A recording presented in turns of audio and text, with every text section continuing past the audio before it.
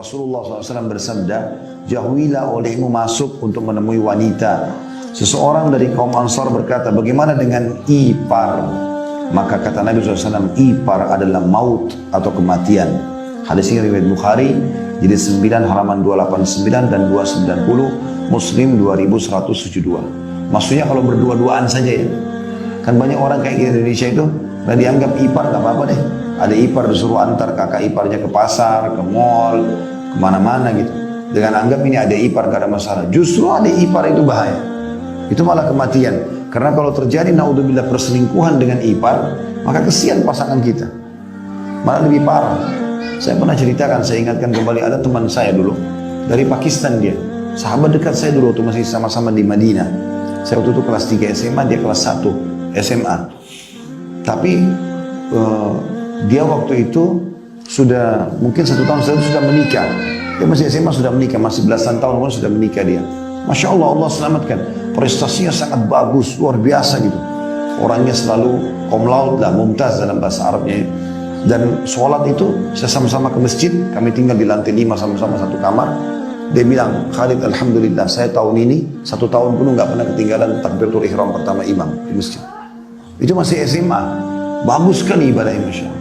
Setelah itu, sistem di kampus kami dulu kan ada asrama di dalam. Setahun atau 2 tahun sekali kadang-kadang kami diputar. Ada mungkin 8 building waktu itu, jadi kami diputar. Akhirnya saya terpisah kamar sama dia. Lama nggak ketemu, karena kampus besar sekali. Satu-satu saya ketemu dia, kurus sekali. Badannya kecil. Tadinya Masya Allah berotot, kekar, olahragawan. Kenapa ini? Saya ketemu dia, saya mengatakan, kenapa, ada apa ini? Dia bilang, Khalid, saya pertama tanya dulu, apakah si fulan? Karena sahabat dekat saya tapi berubah, pipinya jadi kecil sekali, badannya kurus, berubah total, kayak orang kena penyakitan gitu. Kenapa kamu ini? Tadinya berotot, Masya Allah, segar sekali orangnya. Dia bilang, Khalid, saya si fulan. Kalau kamu ada waktu di kamarmu, saya mau datang, saya mau cerita. Oh ya, silakan, fadhal. Datang nanti insya Allah setelah Isya. Nah, habis sholat Isya di masjid kampus, kami ketemu lah dia. Baru dia cerita. Ternyata dia cerita, permasalahan dia memang kalau menurut saya berat. Dia mengatakan, kamu tahu Khalid saya sudah menikah. Saya masih muda, 2 tahun, 3 tahun lalu. Saya bilang, iya betul. Waktu itu kamu sudah cerita. Tapi tentu keluarganya ada di negaranya ya. Dan kamu tahu sendiri di sini kita pulangnya setahun sekali, dia bilang. Jadi rupanya kami kan di kampus itu kalau mau dapat tiket gratis kita harus lulus dan nanti tiket gratis ya, dikasih tiket gratis sama pemerintah Saudi gitu. Asal lulus ya, kalau tidak lulus tidak dapat gitu. Kalau mau pulang di pertengahan tahun bisa tapi beli tiket sendiri, biasanya agak mahal.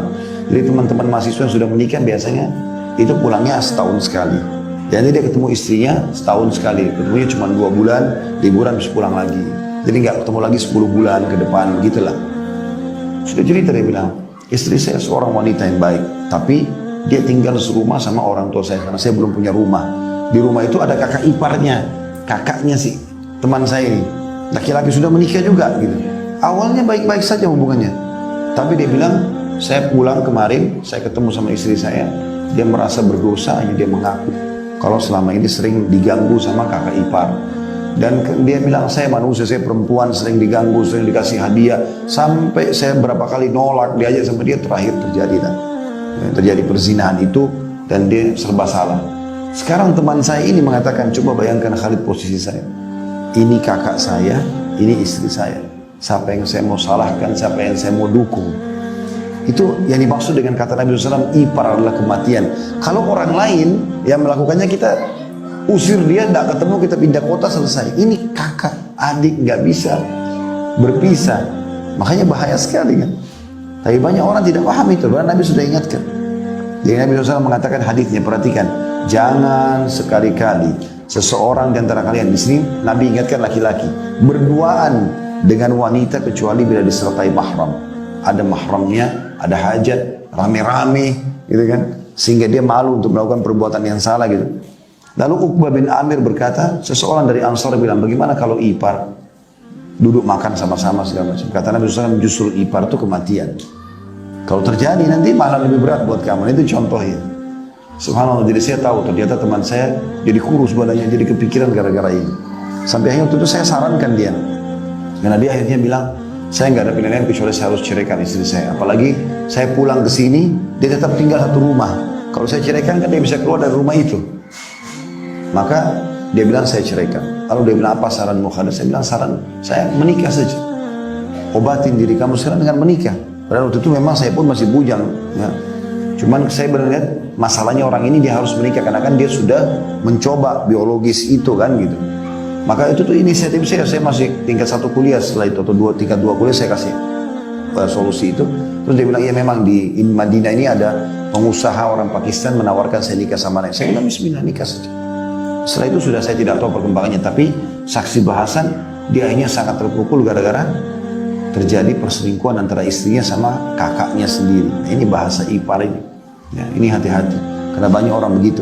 Dia alasan sibuk kantor, suruh adiknya antar istrinya. Suruh kakaknya antar istrinya, nggak apa-apa.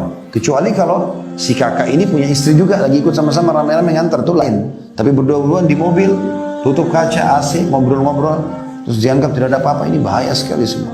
Larangan-larangannya sangat jelas dalam masalah ini.